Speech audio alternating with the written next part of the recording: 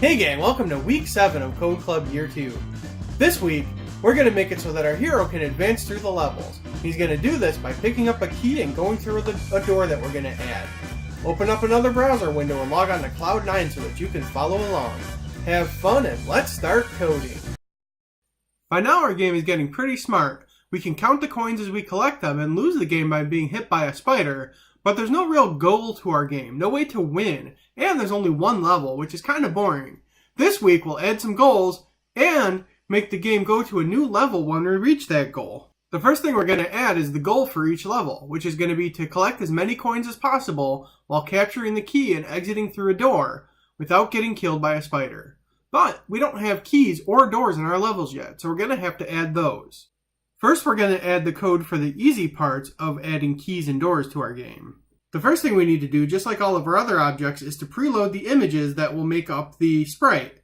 The door is actually going to be a sprite sheet because there's an opening animation for the door. And then the key will just be a static image, so we can add that as well. The next thing we're going to add is down in load level, we're going to add a new group to hold the door. And this group is called background decoration, and that's because if we wanted to add something like a tree or a bush or something to the background of our game, we would probably want to put it in the same group with the door. The key, actually, it doesn't belong in this group. We're not going to put the key in any group. So just the door goes in the background decoration for now, but in the future we could add other background decoration type stuff to it. An important thing to notice here is that I added the background decoration group as the first line of load level. And that's because if you remember from when we talked about adding the HUD, the order that these things load in your JavaScript file, so we're loading background decorations, then platforms, then coins, that's the order that they display on the screen. So a platform will be in front of a background decoration when it loads up in the game world, and coins will be in front of platforms, spiders will be in front of coins. So if we had done this differently, like for example, if I put the spiders group in before the background decoration group, that means anything that's in background decoration, like our door, a spider would look like it's walking behind it. And we don't want that. We want the spiders to walk in front of almost everything, so we load that kind of close to the end. So you have to remember that the order that you load the groups up in, or even sprites, if you have individual sprites, that's the order that they're going to display in the game world. So things lower in your JavaScript are going to be in front of the things higher up in your JavaScript. Just like our other objects, the door position and the key position are actually loaded from the JSON data file for our game. So we're going to need to add spawn door and spawn key functions into the game.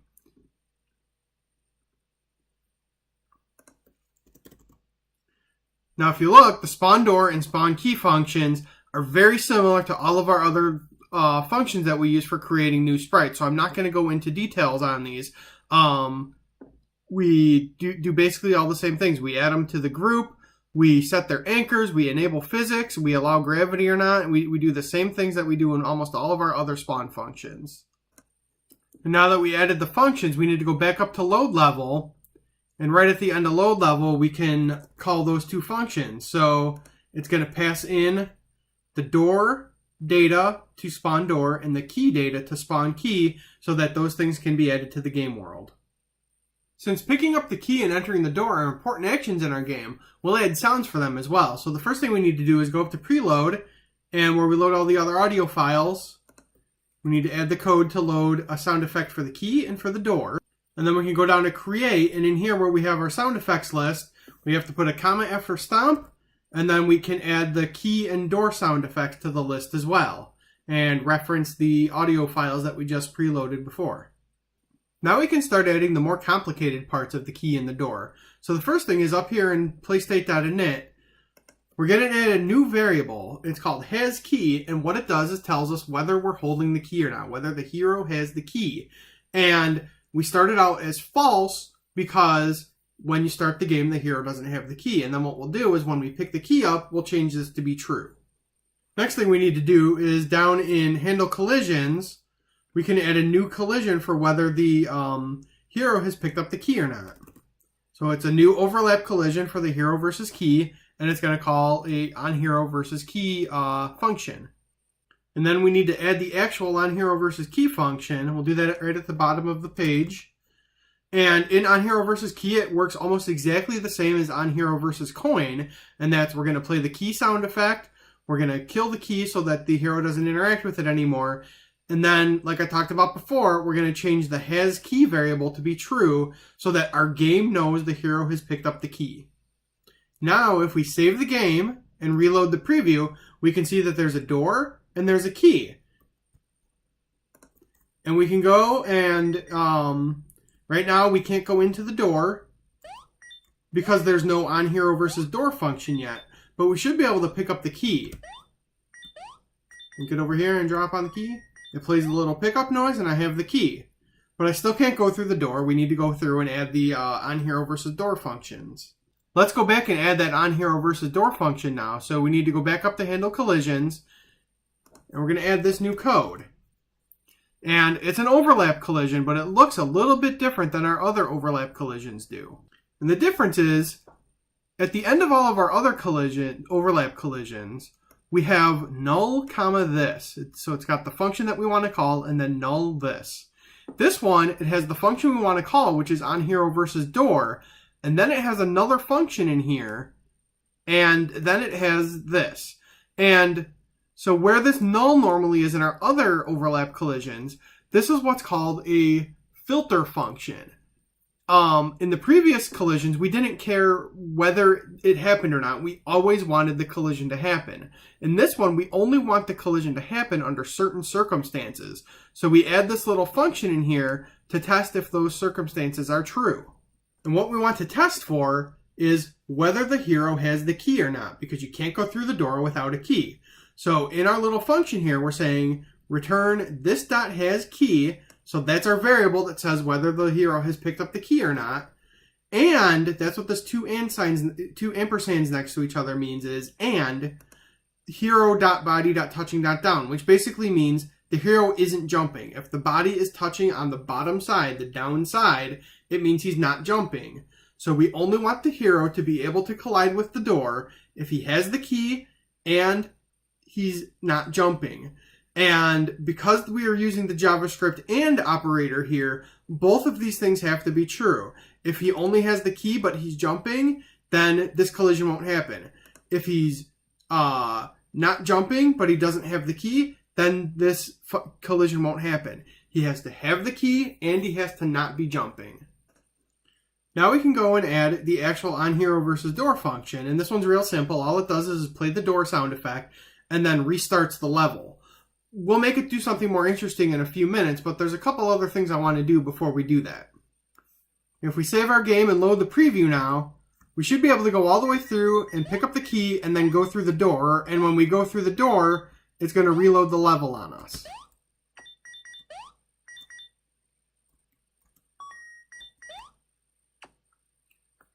So now I have the key. I collide with the door, and there we go. It reloaded the level. Like I said, in a couple of minutes, we'll make it do something more interesting than reloading the level. The first thing I want to add is a little animation to make it look like the key is kind of moving up and down, hovering in space. We don't have to have it, but it's just another thing to make our game look a little more cool. So let's switch back to the code. We need to scroll up to our spawn key function. And in here, we're going to add a bunch of code, which I'll go through line by line for you.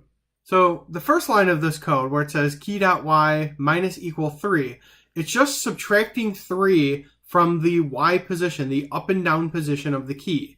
And it's using this minus equal operator, which is very similar to the plus plus operator. Instead of having to type out this.key.y equal this.key.y minus 3, we can just say minus equal 3, and it will automatically subtract 3 from it.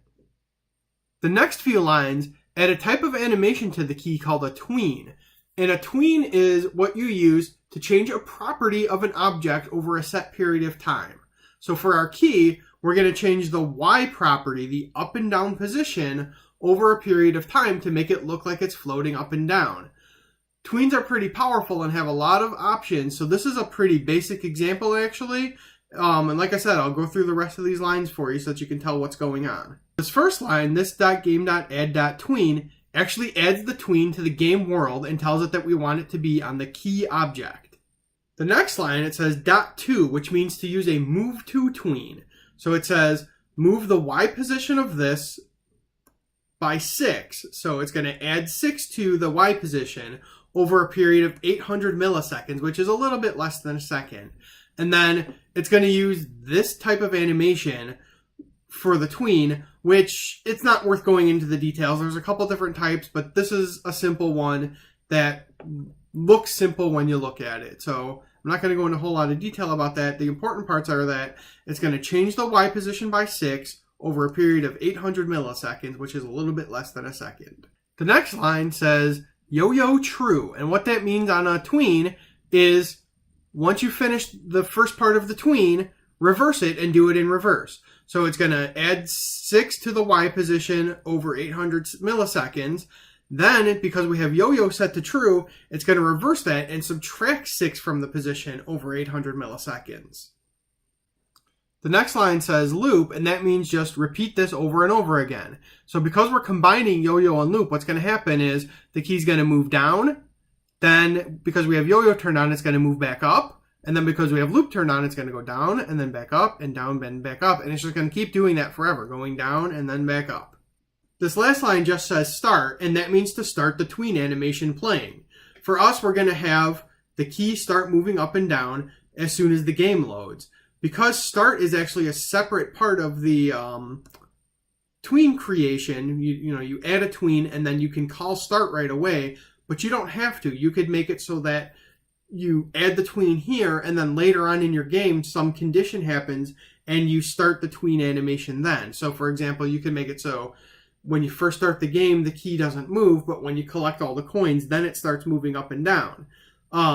So you would have a condition on all the coins are added, and then you would call the tween start function. But we're not going to do that. We're just going to have the key start moving up and down when we start the game. Let's see what all this code does to add the tween animation. Let's save our game, switch back to the preview, and now you can see the key kind of moves up and down just a little bit, floating in space. Again, it's not something we have to have in our game. It's just a cool little thing to make it look a little more interesting and to show you the code for what a tween animation looks like. The other thing we're going to add is up over here in the HUD, we're going to add an indicator for whether we have the key or not. So it's going to be a picture of a key that's white if we don't have the key and red if we do. If we switch back to the code, the first thing we need to do is go up to preload, and we need to load a sprite sheet that'll have those two icons in it that we want to add.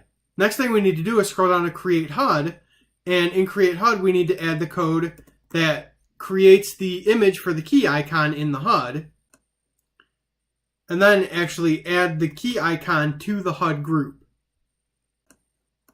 If we save our game and load up the preview now, both the key icon and the coin icon are in the same place, which kind of looks terrible, so we're going to need to fix that.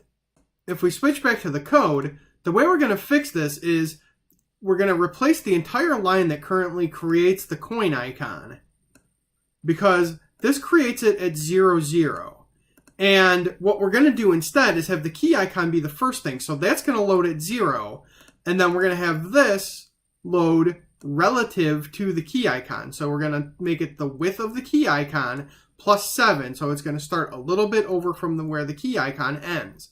So we save this and now look at it.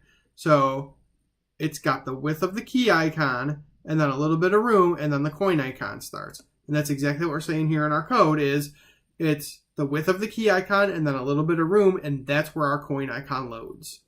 The next thing we need to do is actually make that key icon update whether we have the key or not. So we need to scroll up to our update function, and in here we're going to add a code that uses that ternary operator again. And what it's going to do is change the key icon frame. So remember, key icon is a sprite sheet. A sprite sheet is an exploded animation with multiple frames in it. Ours only has 2 frames. One is a white key and the other is a red key. And the red key is what's going to show that we have the key. So we change the frame to 1 if we have the key, and we change it to 0 if we don't have the key. Because remember, the way this ternary operator works is it's basically an if test. It says if has key equals true, then set it to frame 1. If has key is false, set it to frame 0. And frame 0 is the white key, frame 1 is the red key. So it's if we have the key, show the red key. If we don't have the key, show the white key. So I'll try and run through this real quick and show you what happens when we pick up a key. So if you see right now in the upper left corner in our HUD, the key is white. When I grab the key, it changes into red. The last thing we're going to add today is making the game change levels when we go through the door. It's not very fun if you have to play the same levels over and over again. For now, we only have 2 levels, but you can add more by creating more JSON files and adding them to the list of levels for our game. The first thing we need to do to add a new level, if we switch back into our code, is go into preload, and here we're loading level 1.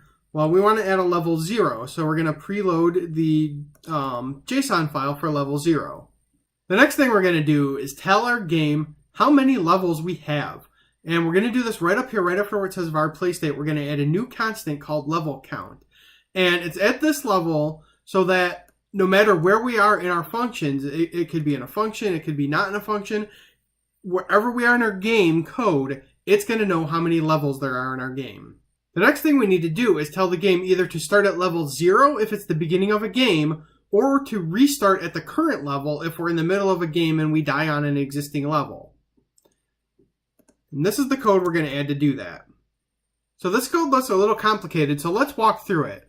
So the first part of it here is basically choosing a number, and it's choosing the number data.level or the number 0. And the way it chooses is if there isn't anything in data.level, then it chooses 0. And the time that happens is when our game first loads, data.level is empty, so it loads 0 by default.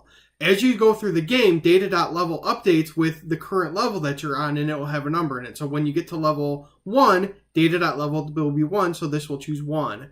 When you get to level 2, data.level will be 2, and it will choose 2. But when you first load the game up, there's nothing in data.level, and it will choose 0 instead. The next thing we have is this %sign, which is an arithmetic operator in JavaScript. It's called a modulus operator. And what modulus does is it divides the first number by the second number and returns the remainder.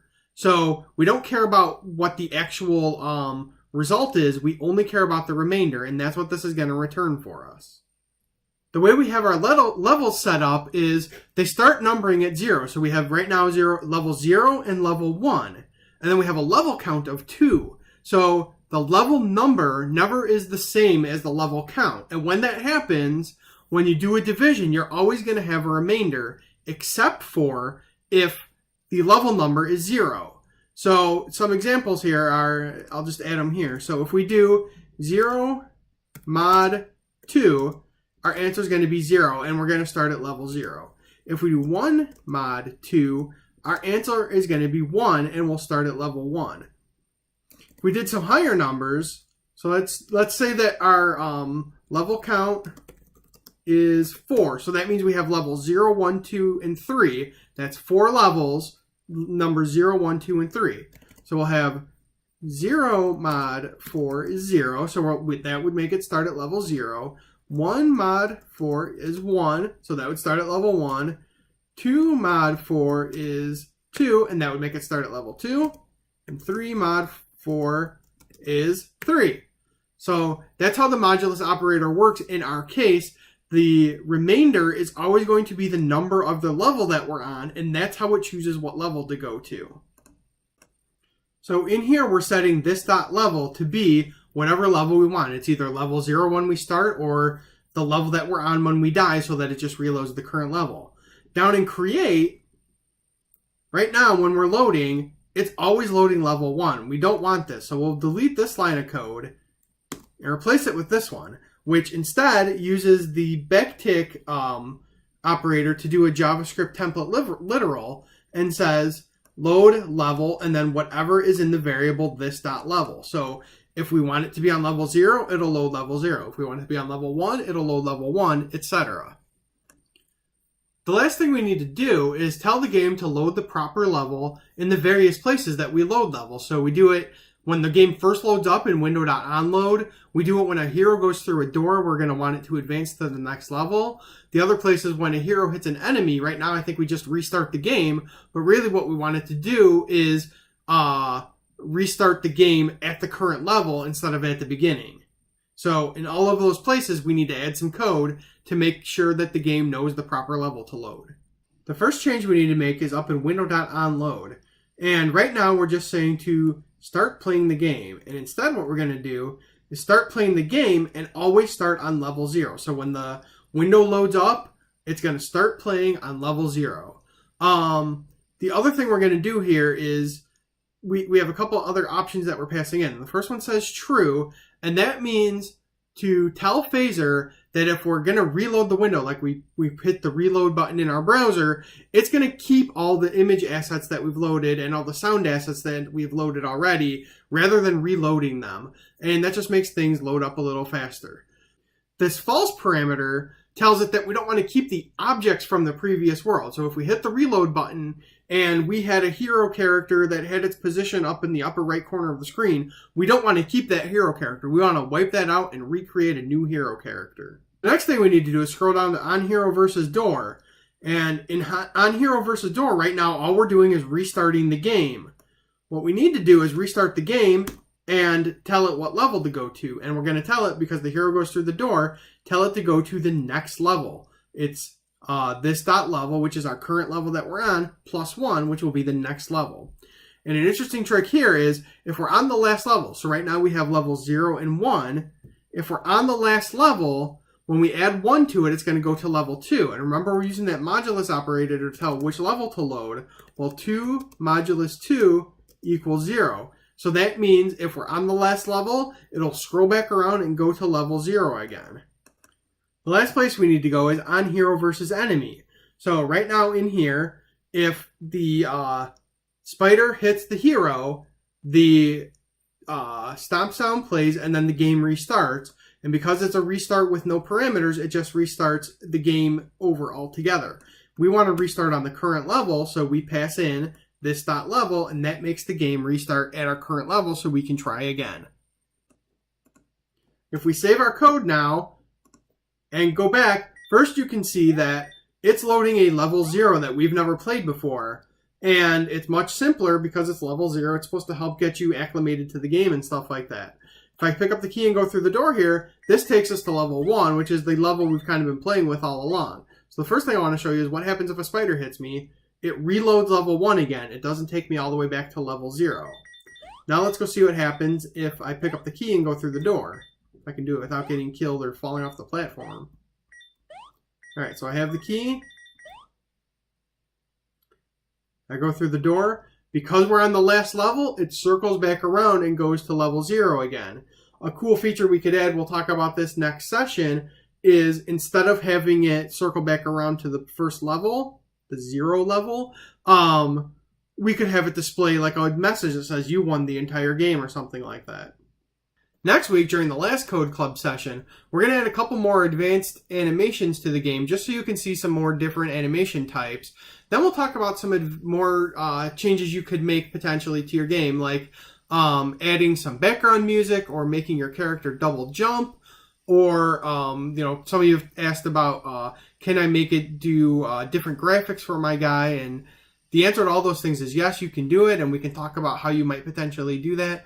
The other thing we'll talk about is how to add more levels to make your game less boring. And we have a level editor you can use to add the levels, and then you just need to do some JSON editing and stuff like that. And it's pretty simple. So those are the things we'll talk about next week. Alright, that's it for this week of Code Club. I hope you enjoyed it. We'll see you next week.